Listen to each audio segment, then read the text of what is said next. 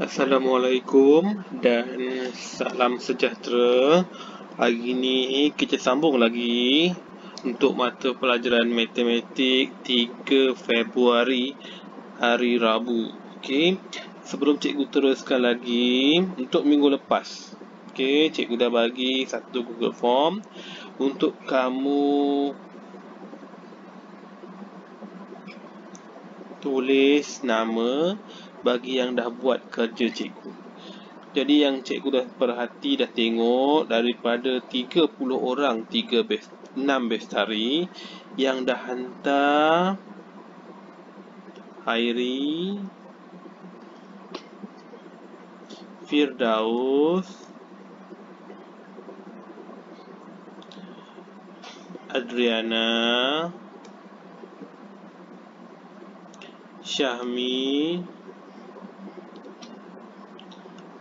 Haikal Hafizi,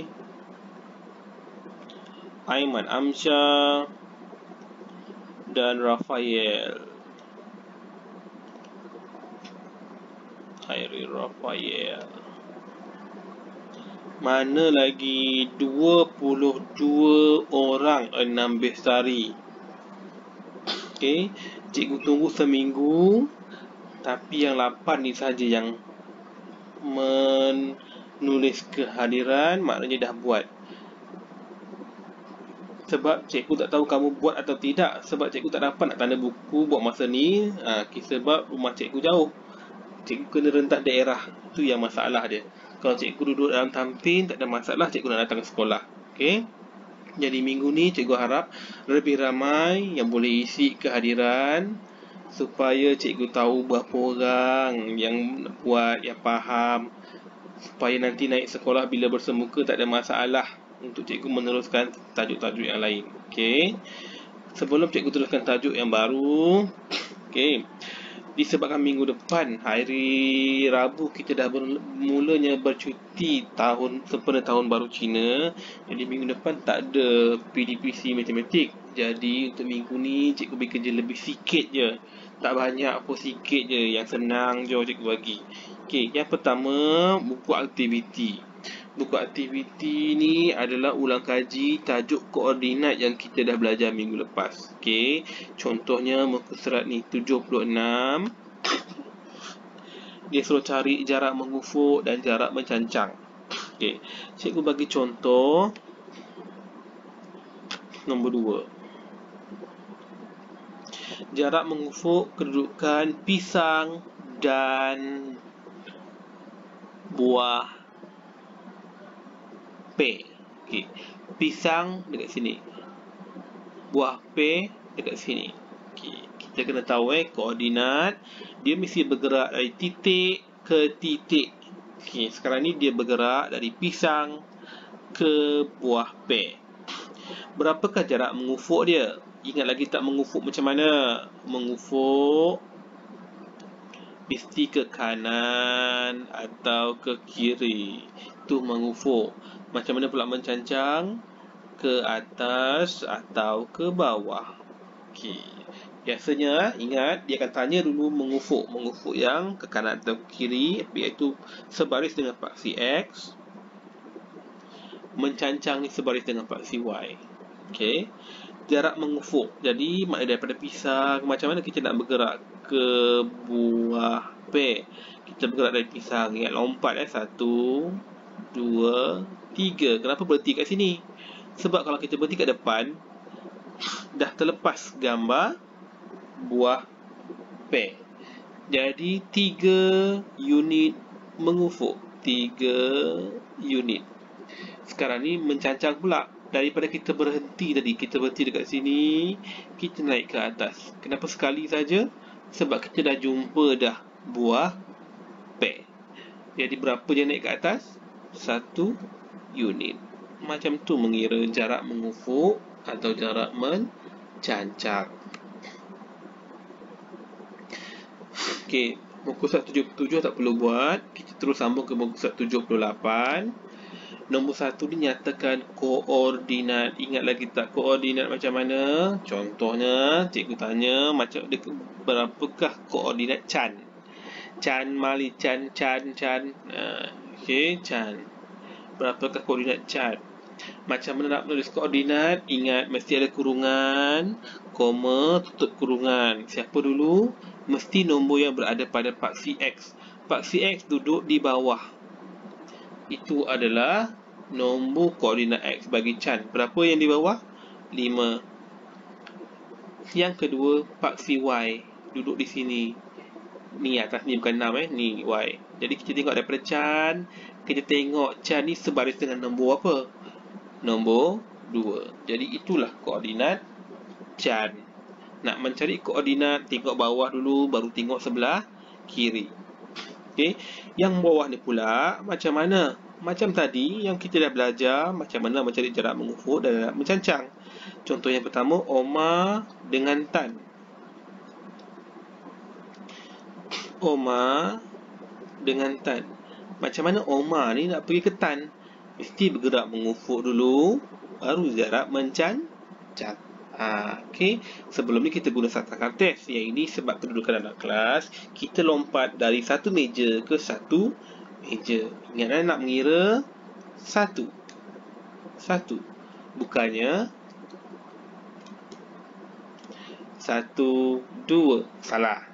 Kita mesti mengira berapa kamu lompat. 1, 2. Macam tu. Itu cara mengira jarak mengufuk atau mencancang. Okey. Kemudian buku 79. Okey.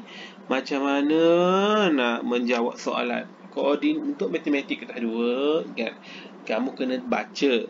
Bila dah baca, kena fahamkan apa soalan tu nak. Kalau kamu tak baca, tak dapat nak jawab soalan. Contohnya dekat sini nombor 1, nyatakan lokasi. Kalau diminta lokasi ni adalah dekat mana? Nama tempat, nama. Contohnya jawab pos, kedai, sekolah, masjid. Itu namanya lokasi. Kalau dia nak koordinat mesti bentuk macam ni, koordinat A, B. Dan kamu buat A dengan B pula. Isilah A tu apa, B tu apa. Okey, itu koordinat. Contohnya dia kata Ali bergerak 4 unit mencancang. 4 unit mencancang.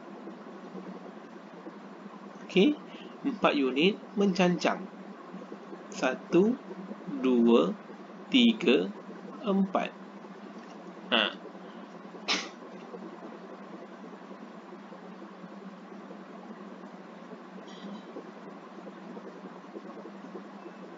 Ini salah.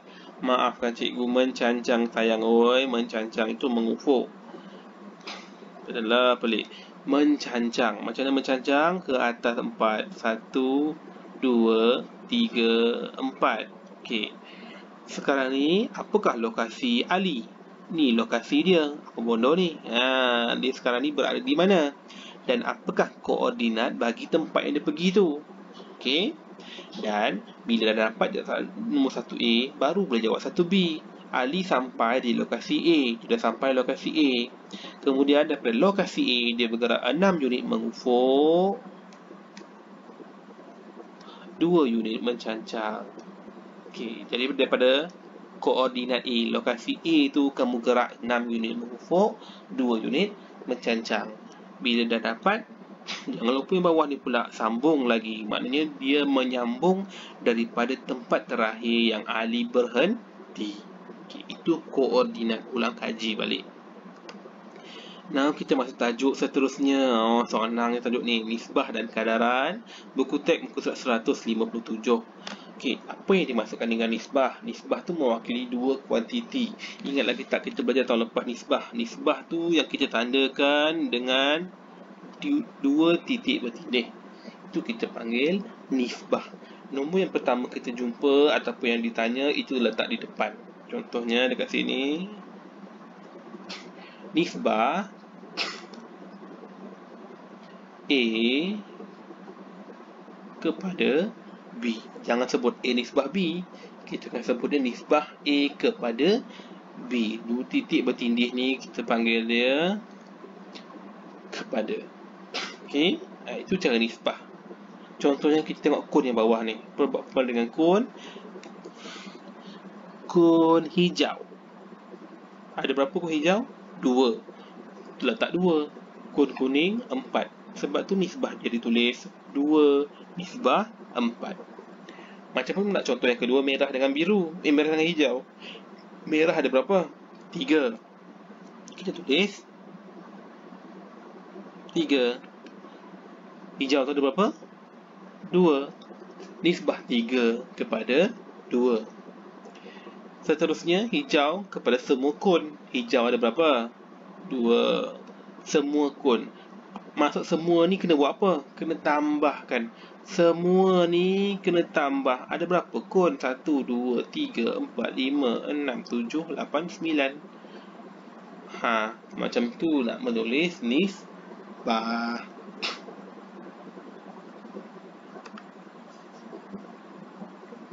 Okey, kita pergi muka sebelah 158.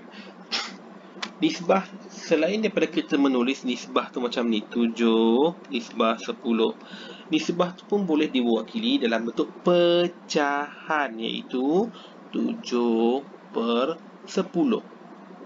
Okey, tapi biasanya kalau diminta nisbah, kita tulis macam ni, ada titik bertindih. Ini kita panggil dalam bentuk pecahan. Okey, dan tugas kamu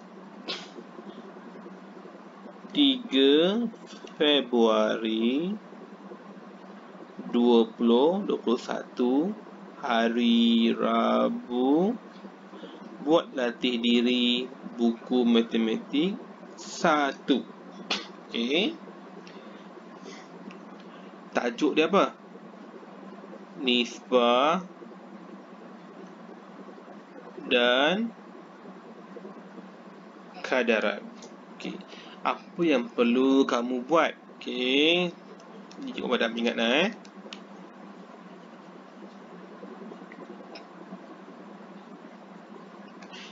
soalan ni nombor 1, 2 dan 3 buat semua. Senang saja.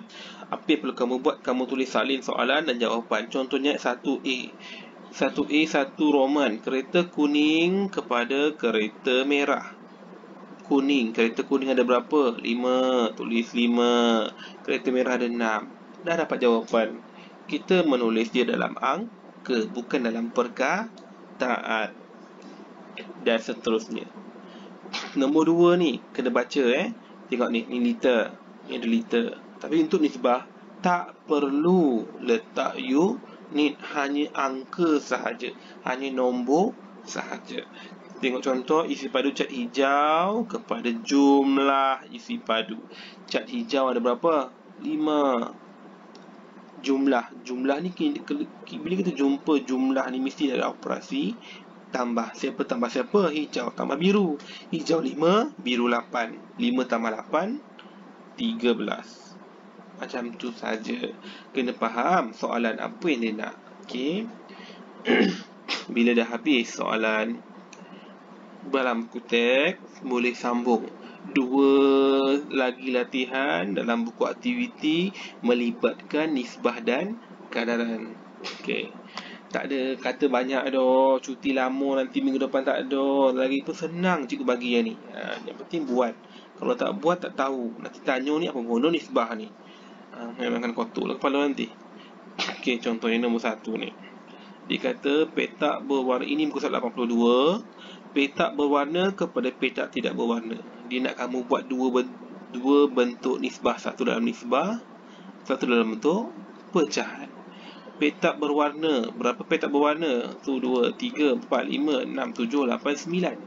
9. Nisbah berapa yang tidak berwarna? 1, 2, 3, 4, 5, 6, 7, 8, 9, 10, 11. Okey, itu dalam bentuk nisbah. Yang belakang dia kita tulis dalam bentuk pecahan. Nombor yang mula-mula duduk di atas, nombor yang belakang duduk di bawah.